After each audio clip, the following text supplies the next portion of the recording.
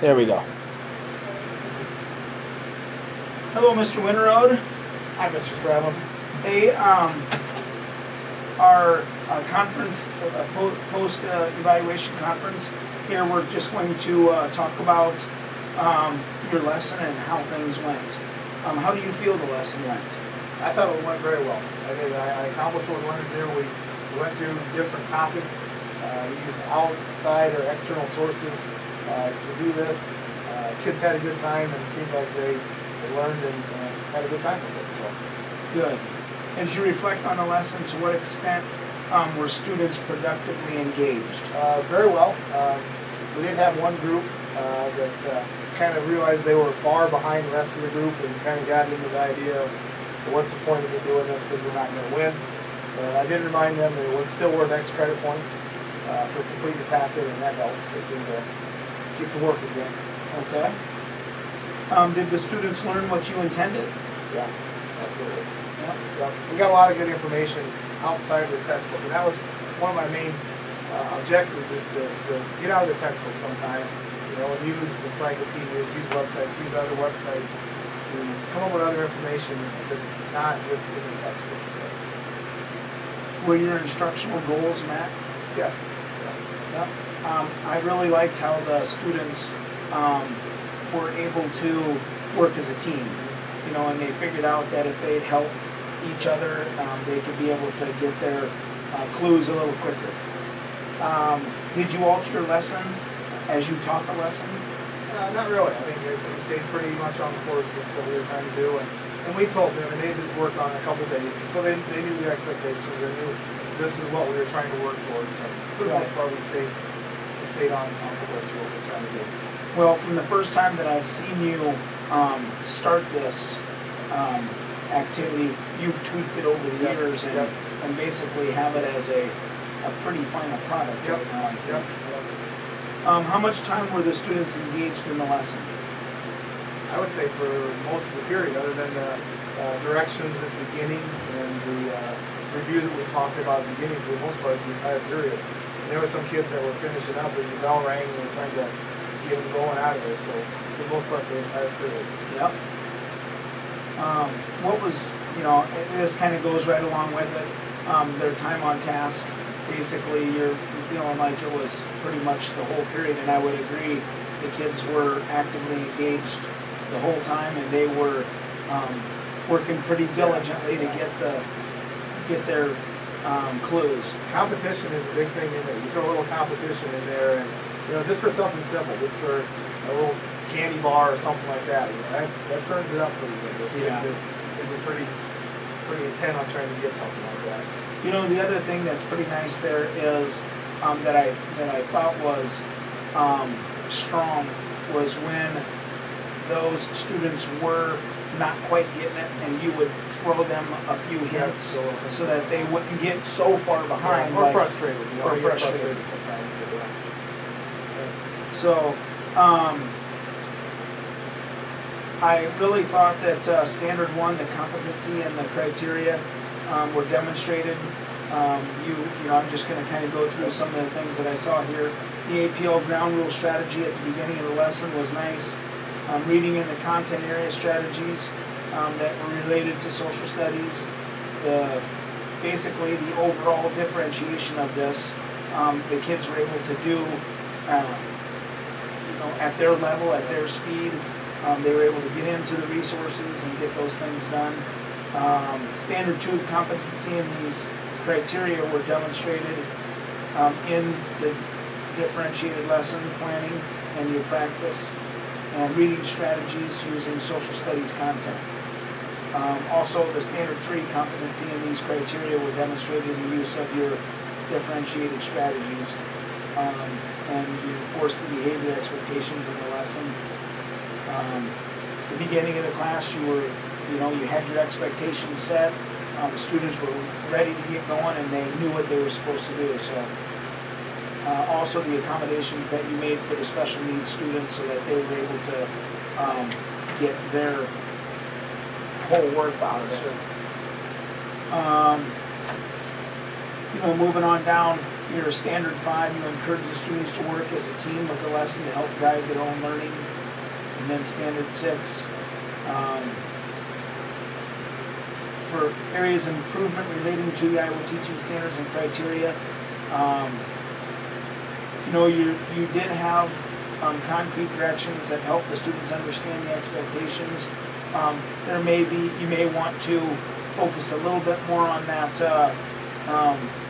those expectations in the beginning, just so that there isn't any kids not knowing what's going on. A little bit of data that I noticed in the observation of the groups were the students were engaged, which you just said. Your Morgan group, basically 8 out of 8 of the students were on task for 20 minutes that I was watching. 7 out of 8 of the students in the Chase group were on task the whole 20 minutes, and they were working on their project. And then the McKenna group, 6 out of 6 of the students. So your kids were big time engaged. Some of the examples of objectives questions. What extent were the students productively engaged to you, would you say? I think for the most part they were productively engaged. Anytime you have groups, you're always going to get a little chit chat, a little off topic. But for the most part, they were engaged. Once in a while, they'd walk around and kind of listen and say, "Hey, get back to what you're doing. You're going to focus on what you're doing." But for the most part, I think they were productively engaged as well. Good. And what did you feel that they accomplished? Part of the activity is a review before we take our test. And so a lot of the questions that they're looking for are review questions that we've done throughout the chapter and that they'll see on the test. Again, other objectives is to use other resources to expand the knowledge of the topic that we're talking about. So it's not just stuff in the textbook, but they're using other resources to find out more information about this. And be able to work as a team. What behaviors did you observe when you were watching your class do this? I was pretty happy. I thought for the most part they were doing what they were supposed to be doing, and very actively engaged in what we were trying to do there. It's funny to watch them. They get excited about this, and I mean, it's probably one of the activities that gets. I mean, they're going, "Come on, hurry up!" What are some trends in the lesson that you noticed as the groups switched to when they got their clues and they had to go to a? For one of the things you're always worried about is if they go from one to the X is to get them on task and get them going. But with this one, because it's kind of a race or competition, I thought they did a good job of moving from one task to the next because they knew that it had to go quickly. Because if they didn't, then they were going to fall behind and then the group was going to be ahead. So I thought it was good for switching back and forth. What was the most successful piece to it? Is there one that stood out in your mind as being one that the kids attacked the most? Not really. It's fun at the end when they get some of the last clues. They have a pretty good idea where something's at. They're not quite sure, and they're really trying to work to get that final clue to try to find it. And it's fun because they get pretty excited about it and trying to get going. And it's also fun because even if they have the clues, it still requires them some problem solving and try to figure out what the clue means and where something would be at. So. One of the things that you had stated earlier was there was one thing that is a tad bit frustrating.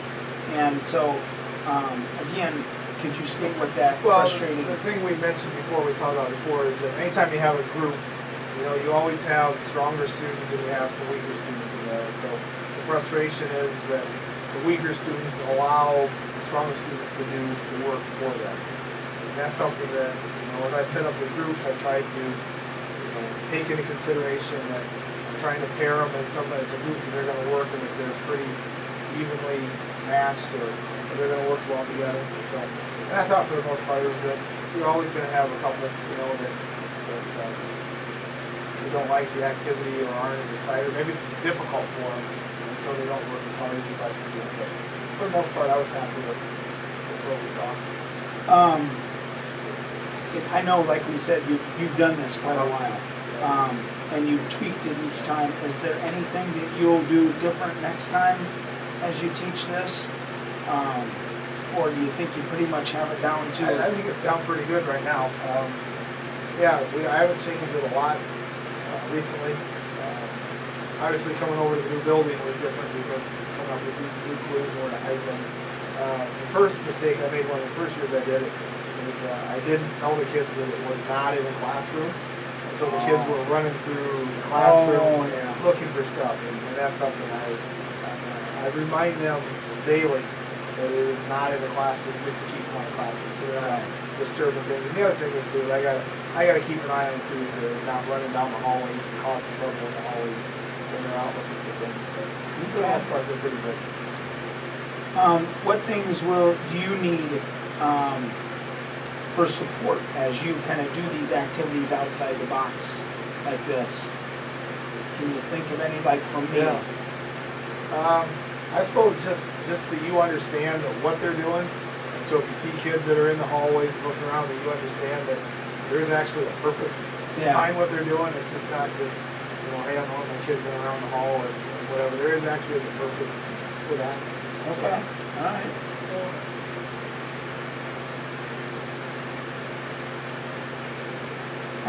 As I look at your lessons, you definitely seem to reach the needs of all the students there. Your transitions were smooth in the lesson and most of the students were on task. One of your strengths is that I see you have the ability to foresee issues that are going to come up because you've been at this for a while. Yeah.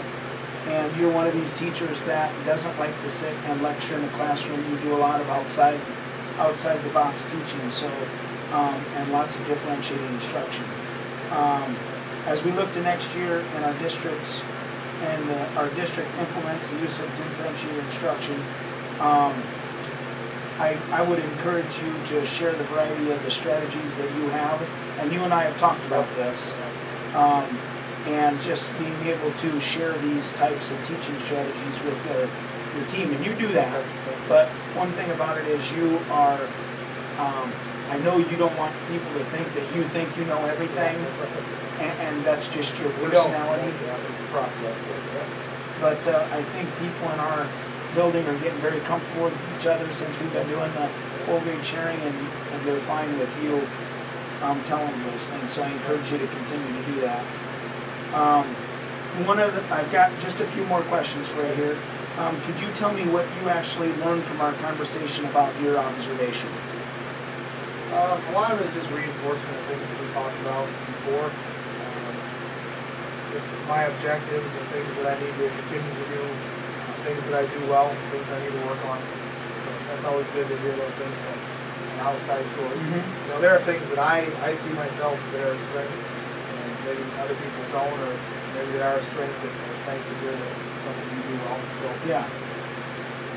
What can I do to help reinforce the teaching that is taking place, just like what you said before?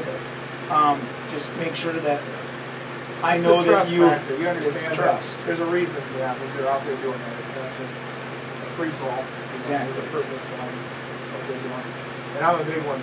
Get up and move. I can't sit still. So for me to expect 11, 12, 13-year-old kids to sit there for 40 minutes and not move, that's tough. Especially when you're doing math test item analysis. Do you feel that the information discussed in our meeting here today painted an accurate picture of what you feel happened in your classroom? I do. Okay. Well, you did a very nice job, Mr. Winterode, and keep up the good work, and I appreciate you teaching your differentiated strategies the way you do it. Okay. So Thank you. You take care. Yep.